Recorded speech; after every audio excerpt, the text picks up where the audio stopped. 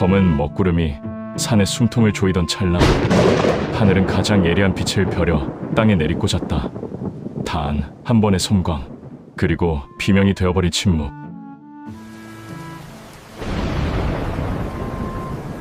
용혈, 그 화강한 바위는 결코 자비를 베풀지 않았다. 북한산 용혈봉. 한자로 용용자에 구멍혈자를 씁니다. 용혈은 용이 드나드는 구멍으로 풍수지리에서 매우 중요한 명당을 뜻합니다. 용출봉과 함께 이 일대 봉우리들은 모두 용과 깊은 관련이 있죠. 물론 용혈은 용의 피를 뜻하는 이름이 아닙니다. 하지만 그날만큼은 달랐습니다. 마치 용이 피를 토해내는 듯한 천둥과 번개 속에서 모든 비극이 시작됐습니다. 예로부터 산꾼들 사이에서는 그 기세가 매섭고 강렬해 섣불리 범접하기 힘든 기운이 서려 있다고 전해지는 곳입니다. 어쩌면 이 거칠고 험한 암릉이 품고 있는 자연의 무서운 경고를 암시했던 것은 아닐까요? 안녕하세요. 산이 들려주는 깊은 이야기와 산행 길잡이를 전해드리는 등산 이야기 채널 오름TV입니다. 오늘은 이 용혈봉이라는 이름이 지닌 붉고 섬뜩한 암시가 너무도 참혹한 현실로 나타났던 한국 등반사에서 결코 잊어서는 안 될 그날의 끔찍했던 비극을 되짚어보려 합니다. 사고가 발생한 용혈봉은 서울 은평구와 경기 고양시 경계에 솟아오른 해발 581m의 암봉입니다.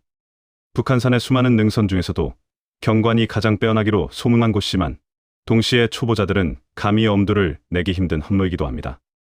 의상봉에서 문수봉으로 이어지는 의상능선의 한가운데 위치해 있는데 끊임없이 이어지는 가파른 바위 봉우리들을 넘어야 하고 깎아지른 절벽 사이로 철제 사다리와 밧줄에 의지해 온몸을 끌어올려야만 닿을 수 있는 거친 길입니다.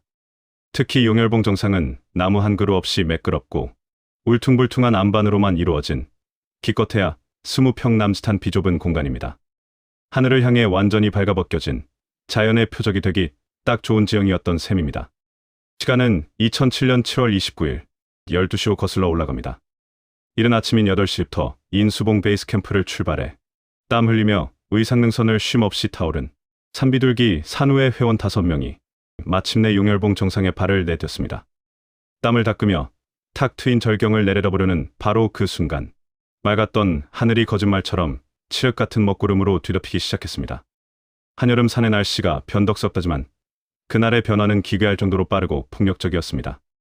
굵은 폭우가 바위를 때리기 시작하더니 이내 하늘이 찢어지는 듯한 경음과 함께 그 시야를 하얗게 태워버리는 섬광이 번쩍였습니다. 벼락이 내리친 것입니다. 나무 한 그루 없는 비좁고 매끄러운 바위 정상, 하늘에서 뻗어내려온 수만 볼트의 거대한 전류가 정확히 겨냥한 것은 일행 중 한 명인 57세 안모 씨가 손에 쥐고 있던 등산용 스틱이었습니다. 가볍고 튼튼해 산꾼들이 애용하는 알루미늄 합금, 두랄루민 소재의 스틱이 그 순간 하늘의 벼락을 끌어당기는 치명적인 피뢰침 역할을 하고 만 것입니다. 낙뢰가 스틱을 때린 순간 상상을 초월하는 엄청난 충격이 발생했습니다. 스틱을 쥐고 있던 안 씨는 그 자리에서 온몸이 공중으로 붕 떠올랐고 벼락의 엄청난 타격력에 밀려 정상 아래 30m 낭떠러지 경사면으로 또 참혹하게 추락해버렸습니다. 구조대가 발견했을 때 그의 배낭은 갈기갈기 찢겨 나뒹굴고 있었고 튼튼한 등산화는 벼락의 압력을 이기지 못하고 뻥 터진 채 벗겨져 있었습니다. 하지만 비극은 거기서 끝나지 않았습니다. 정상에 함께 서 있던 나머지 4명의 일행 역시 무사하지 못했습니다. 안 씨에게 내리친 벼락의 전륜은 폭우로 인해 물바다가 된 매끄러운 바위 표면을 타고 순식간에 사방으로 퍼져나갔습니다. 빗물이 죽음의 전도체가 된 것입니다. 그 자리에 있던 3명이 전류에 감전되어 그 자리에서 쓰러졌고 끝내 숨을 거두고 말았습니다.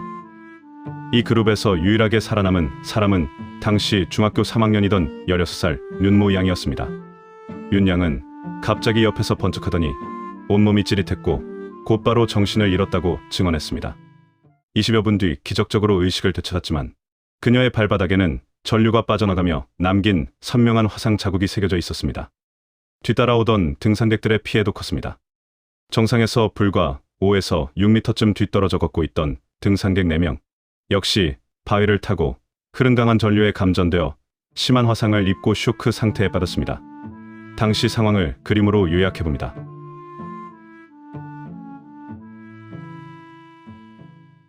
현장에 도착한 소방 구조대원들조차 참혹한 광경에 혀를 내둘렀습니다. 사망한 여성 등산객 중 한 명은 속옷인 브래지어의 금속 와이어 부분이 벼락의 열기에 완전히 녹아내려 있을 정도로 상상을 초월하는 충격을 받았습니다. 정말 기이한 것은 이토록 끔찍한 인명피해가 났음에도 불구하고 용혈봉 정상의 바위 자체에는 벼락이 때려 금이 가거나 검게 탄 흔적이 전혀 남아있지 않았다는 점입니다. 벼락이 산 자체를 때린 것이 아니라 오직 인간이 들고 있던 금속을 향해 정확히 내리꽂혔다는 잔혹한 사실을 증명하는 대목입니다. 놀랍게도 같은 날 의정부 수락산에서도 똑같은 원인의 참변이 있었습니다.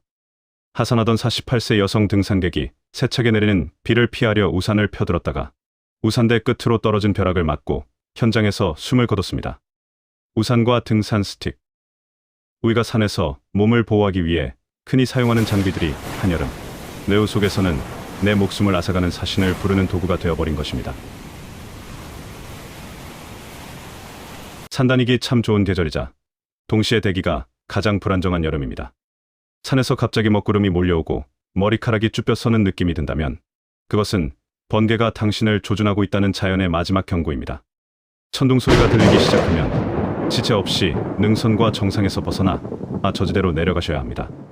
특히 알루미늄 등산 스틱이나 우산처럼 길고 뾰족한 금속 물체는 미련 없이 몸에서 멀리 던져버려야 합니다. 나무 밑이나 튀어나온 바위 밑으로 피하는 것도 벼락의 통로에 들어가는 자살 행위나 다름없습니다. 자연의 위력 앞에서는 그 어떤 베테랑의 경험도 값비싼 장비도 무용지물입니다. 오늘 준비한 이야기는 여기까지입니다.